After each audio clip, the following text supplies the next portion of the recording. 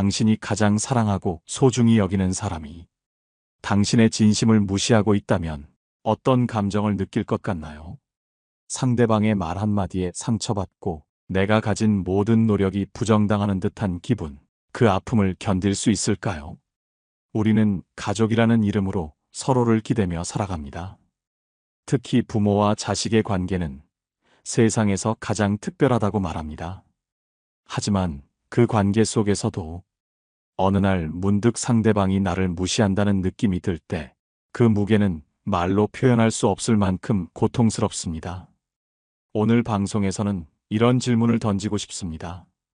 자식이 부모를 무시하는 상황에서 과연 부모는 어떤 태도를 취해야 할까요?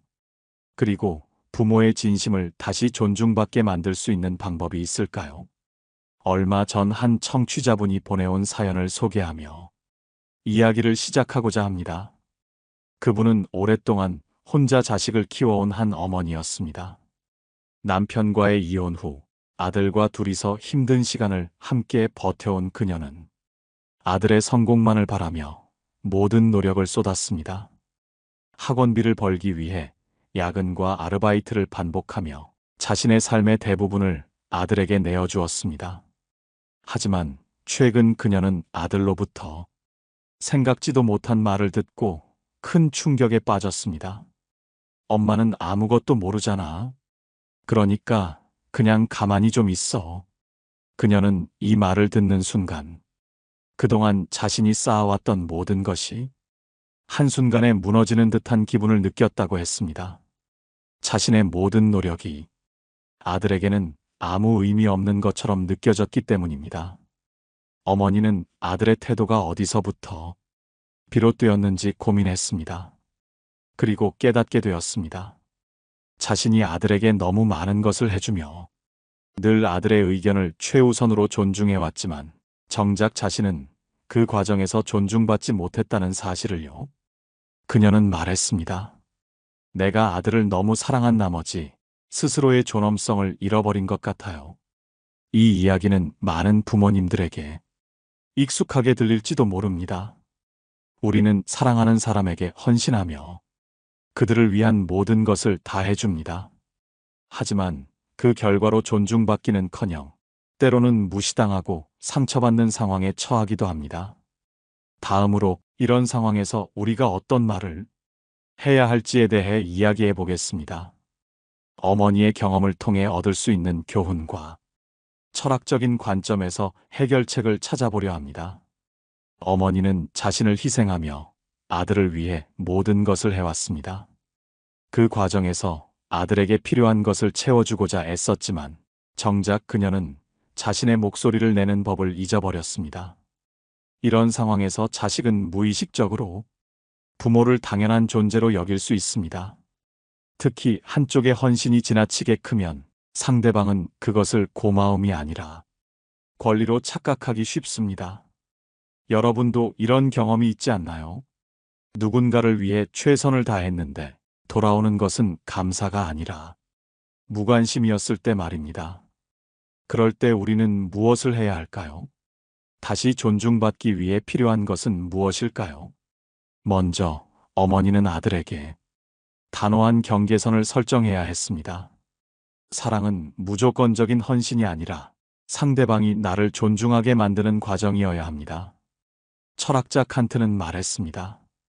인간은 결코 수단이 아니라 목적이어야 한다. 부모 또한 자식을 위해 희생하는 존재로만 머물러서는 안 됩니다. 자식에게도 부모를 한 개인으로 존중할 의무가 있습니다. 사연 속 어머니는 아들의 말에 큰 상처를 받았지만 스스로 돌아보며 중요한 결단을 내렸습니다. 그녀는 아들과 대화를 나누기로 결심했습니다. 아들에게 이렇게 말했습니다. 나는 너를 사랑하고 너를 위해 많은 것을 포기했지만 내가 너에게 존중받지 못한다면 그 사랑은 지속될 수 없다. 그 말에 아들은 처음에는 불편해했지만 어머니의 진지한 태도와 단호한 말에 자신의 행동을 돌아보게 되었다고 합니다. 어머니는 자신이 받은 상처를 감추지 않았습니다. 그러나 동시에 아들에게 원망이나 비난이 아닌 대화를 통해 문제를 해결하려는 태도를 보였습니다.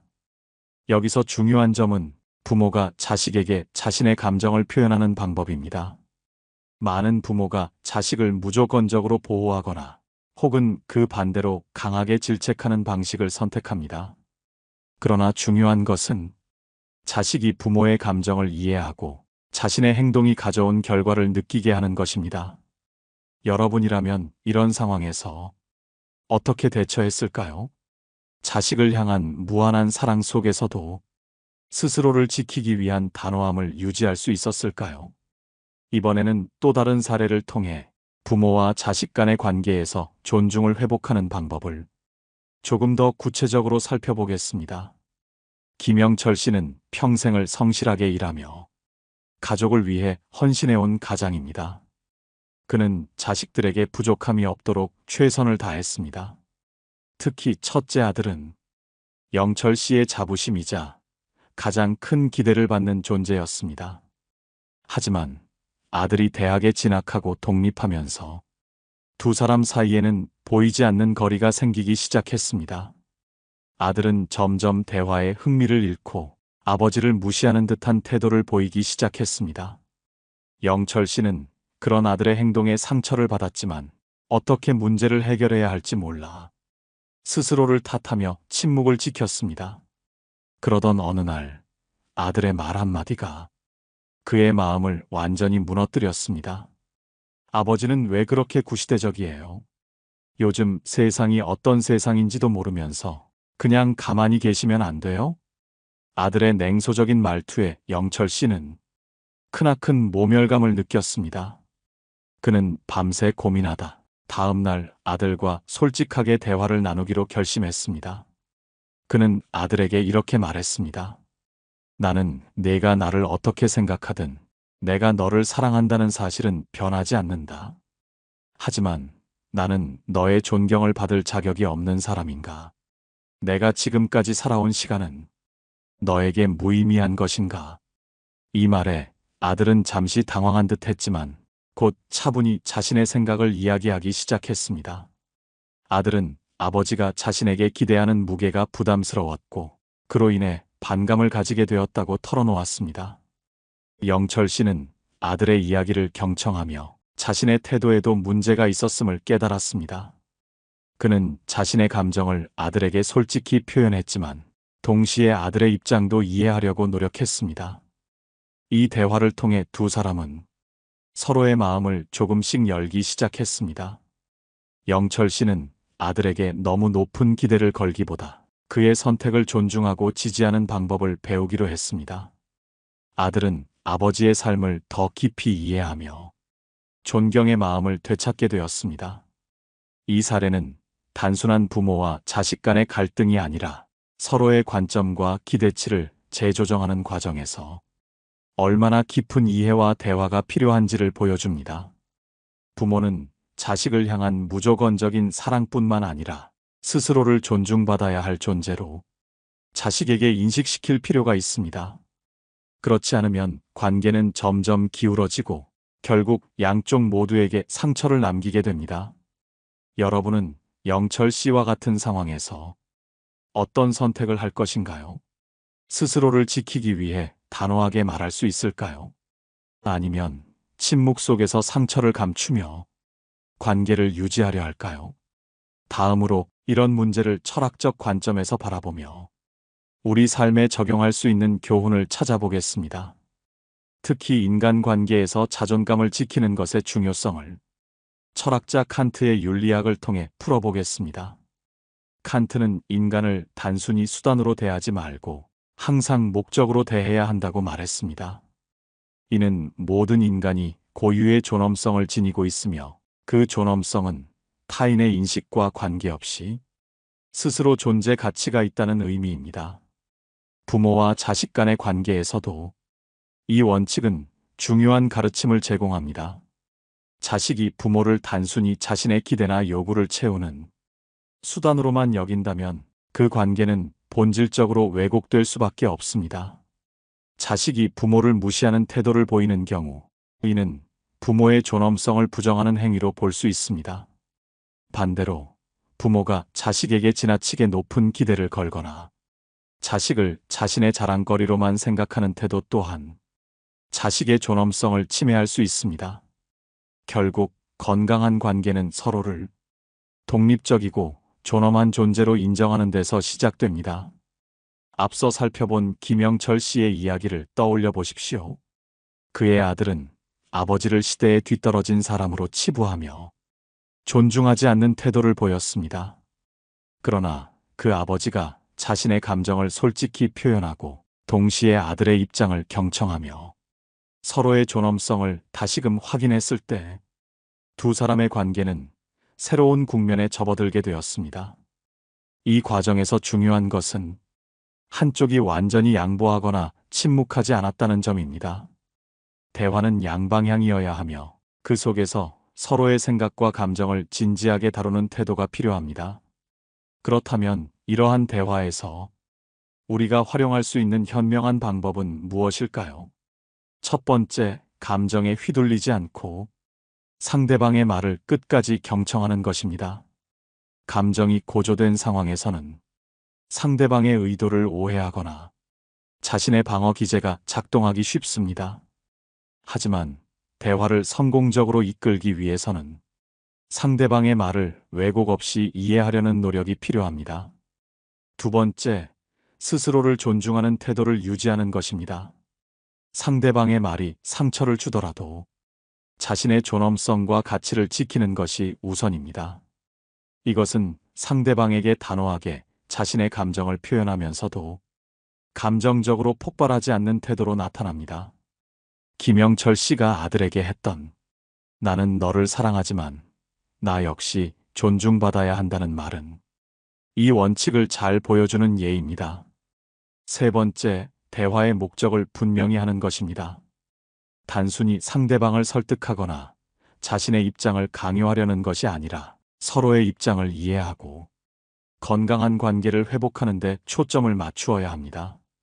이 목적이 분명할 때 대화는 불필요한 감정 소모를 줄이고 건설적인 방향으로 나아갈 수 있습니다.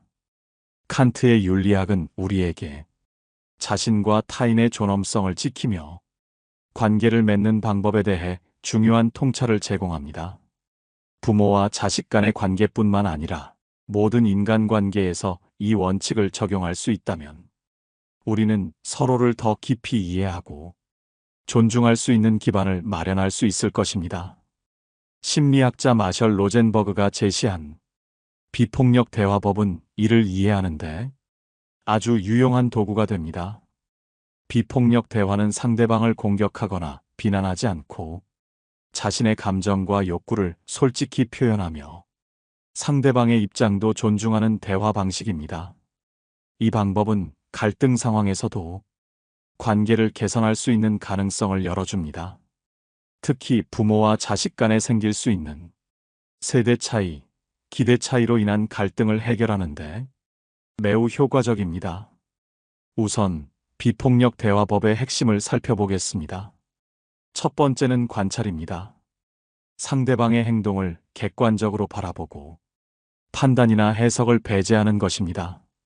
예를 들어 자식이 부모의 말을 무시할 때 "너는 항상 나를 존중하지 않아라는 말보다는 내가 내 말을 들으면서 반응하지 않는 모습을 보니 나는 무시당하는 느낌이 든다라고 표현하는 것이 좋습니다. 이러한 방식은 상대방이 방어적으로 반응하지 않도록 도와줍니다. 두 번째는 감정의 표현입니다. 자신이 느끼는 감정을 정확히 전달해야 합니다. 이때 중요한 것은 책임을 전가하지 않고 자신의 감정을 스스로 느끼고 있다는 점을 명확히 하는 것입니다. 앞선 예를 다시 살펴보면 "나는 너 때문에 화가 나가" 아니라 "나는 내 반응이 없을 때 속상하고 내가 존중받지 못한다는 느낌을 받는다라고 말하는 것입니다. 이렇게 하면 상대방은 부모가 단지 비난하려는 것이 아니라 감정을 솔직히 공유하려는 것으로 이해하게 됩니다. 세 번째는 욕구를 드러내는 것입니다. 자신의 행동이 아니라 어떤 욕구를 충족시키고 싶은지 이야기해야 합니다. 예를 들어 "나는 내가 내 말을 진지하게 들어주고 내가 존중받는다고 느끼고 싶어라는 식으로 말하면 상대방도 그 욕구를 이해하고 행동을 조정할 기회를 가질 수 있습니다. 네 번째는 요청입니다. 구체적이고 실행 가능한 요청을 해야 합니다. 앞으로 나를 존중해줘라는 추상적인 요구보다는 내가 말할 때 눈을 보고 대답해줬으면 좋겠다와 같이 분명하고 실행 가능한 행동을 요청해야 합니다. 이러한 비폭력 대화법은 갈등을 해결할 뿐만 아니라 서로의 감정을 더 깊이 이해하고 존중할 수 있는 관계를 만들어줍니다. 앞서 언급된 김영철 씨의 사례에서도 이 방법이 적용될 수 있습니다. 그가 아들에게 자신의 감정을 솔직히 표현하고 그에 따른 욕구를 명확히 전달하면서 구체적인 행동을 요청했다면 더욱 효과적인 대화가 되었을 것입니다. 그러나 현실에서 이를 실천하는 것은 결코 쉬운 일이 아닙니다. 특히 부모와 자식 간의 관계에서는 오랜 시간 형성된 기대와 감정적 얽힘이 대화를 방해하는 요소로 작용할 수 있습니다. 따라서 이러한 대화법을 익히는 데는 꾸준한 연습과 인내가 필요합니다. 스스로를 돌아보고 상대방의 입장에서 상황을 바라보는 훈련이 필수적입니다. 이제 청취자 여러분에게 묻고 싶습니다. 여러분은 최근 자녀와의 대화에서 상대방의 감정과 욕구를 얼마나 잘 이해하려고 노력하셨나요? 또한 자신의 감정을 얼마나 솔직히 표현했는지 생각해 보십시오. 이러한 질문을 통해 스스로를 돌아보고 보다 나은 대화를 시작할 수 있을 것입니다. 다음으로는 구체적인 사례를 통해 이 대화법이 실제로 어떻게 작동하는지 살펴보고 더 나아가 관계의 깊이를 회복하는 방법을 논의하겠습니다. 이번에는 비폭력 대화법이 실제 사례에서 어떻게 적용될 수 있는지 구체적으로 살펴보겠습니다. 먼저 한 부모님의 이야기를 소개하겠습니다. 이 부모님은 고등학생 아들과의 관계에서 큰 어려움을 겪고 있었습니다.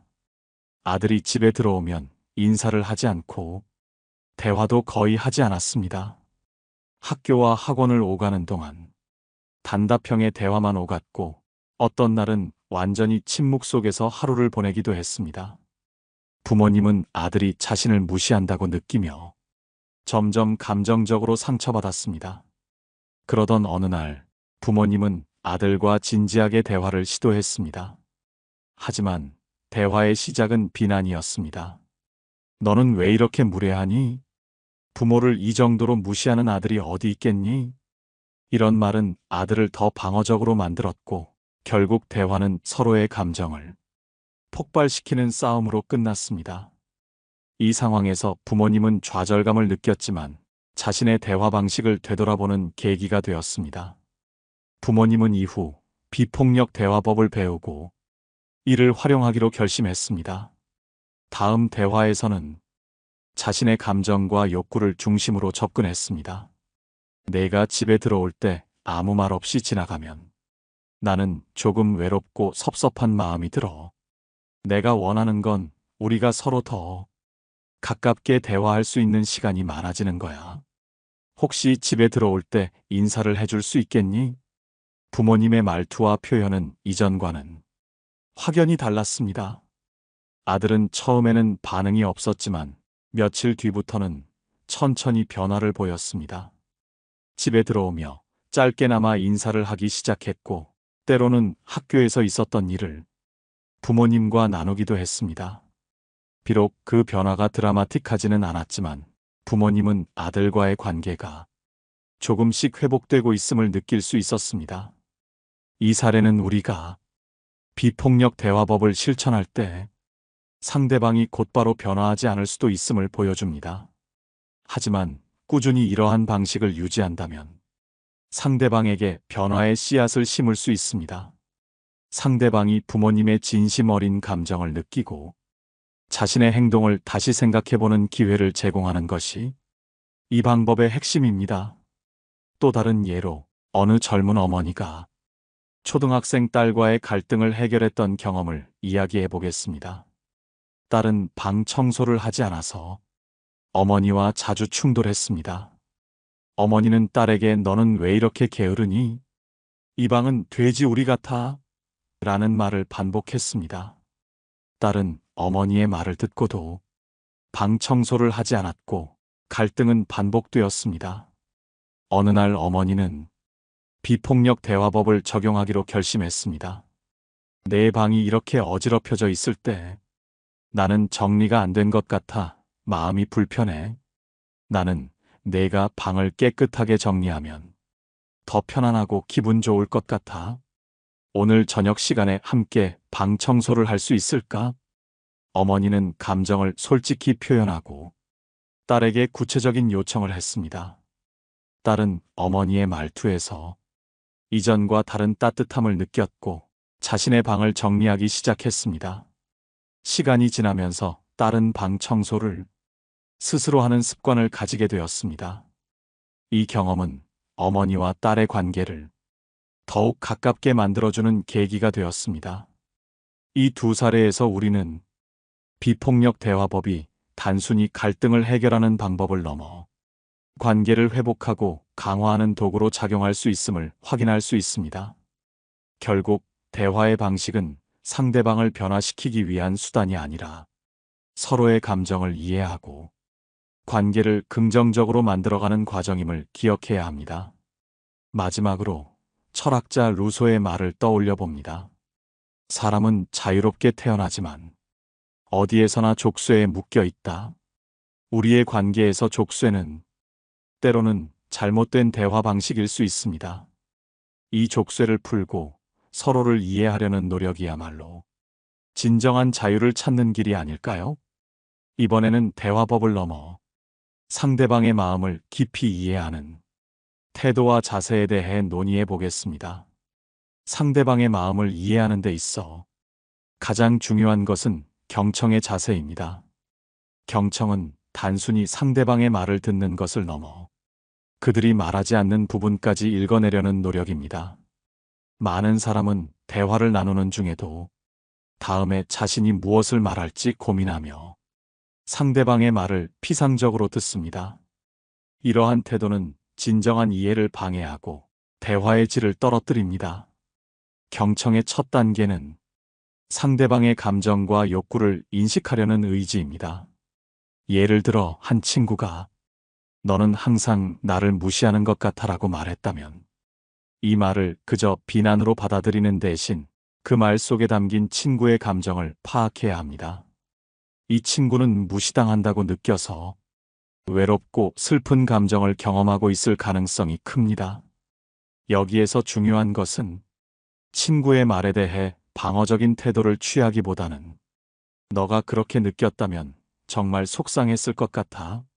내가 더 잘 이해하려고 노력할게라고 반응하는 것입니다. 경청의 또 다른 요소는 비판을 중단하는 것입니다. 상대방이 자신을 표현할 때 그 표현이 거칠거나 불완전하더라도 이를 바로잡으려 하지 않는 것이 중요합니다. 비판적인 태도는 상대방의 방어심을 강화하고 그들의 솔직한 표현을 가로막을 수 있습니다. 그 대신 상대방이 말하고자 하는 본질에 집중하며 그들의 말을 존중하는 태도가 필요합니다. 실제로 한 부부 상담 사례를 통해 경청의 힘을 확인할 수 있었습니다. 남편은 아내가 자신에게 충분한 관심을 주지 않는다고 느끼며 넌 항상 내 일만 중요하잖아. 나는 언제나 뒷전이야 라고 말했습니다. 이 말을 들은 아내는 즉시 자신을 변호하려고 했지만 상담사의 조언에 따라 잠시 멈추고 남편의 말을 온전히 듣기로 했습니다. 아내는 남편에게 이렇게 말했습니다. 내가 그런 기분을 느꼈다면 정말 미안해. 내가 어떤 순간에 그렇게 느꼈는지 더 이야기해 줄 수 있을까? 남편은 아내가 자신의 감정을 존중하는 태도를 보이는 것을 보고 조금씩 마음을 열기 시작했습니다. 그는 자신이 필요할 때 아내와 대화를 나누고 싶었지만 그 기회가 적었다는 점을 구체적으로 설명했습니다. 아내는 이 이야기를 들으며 자신의 행동이 남편에게 어떤 영향을 미쳤는지 더 깊이 이해할 수 있었습니다. 결국 이 부부는 서로의 욕구를 파악하며 더 건강한 대화 방식을 찾게 되었습니다. 경청과 더불어 상대방의 마음을 이해하는데 중요한 또 한 가지는 공감의 표현입니다. 공감은 단순히 상대방의 말을 듣고 고개를 끄덕이는 것을 넘어 그들의 감정에 진심으로 동조하는 것입니다. 예를 들어, 친구가 나는 요즘 너무 힘들어라고 말했을 때, 그렇구나 라고만 답하는 것은 공감이 아닙니다. 대신 정말 힘든 시간을 보내고 있구나. 그게 어떤 기분일지 나도 조금 알 것 같아라고 말한다면 친구는 자신이 이해받고 있다고 느낄 것입니다. 비폭력 대화법은 상대방의 말과 행동 이면에 있는 감정과 욕구를 파악하는 데 중점을 둡니다. 이러한 태도는 경청과 공감이라는 두 축을 통해 실천됩니다.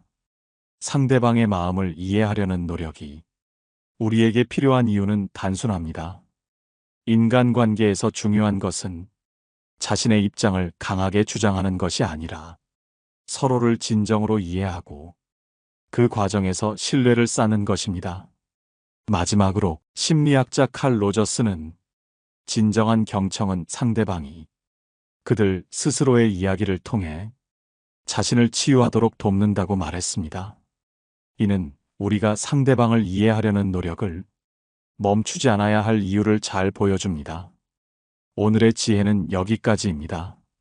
오늘 이야기에서 어떤 부분이 가장 와닿았는지 댓글로 남겨주신다면 다음 영상을 제작하는 데 있어서 큰 힘이 될 것 같습니다. 오늘 영상이 도움되셨다면 구독과 좋아요를 눌러 함께 더 많은 이야기를 나눠주시기를 바랍니다. 오늘도 스스로를 믿고 행복한 하루 보내시길 바랍니다. 시청해주셔서 감사합니다. 깨달음의 광장입니다.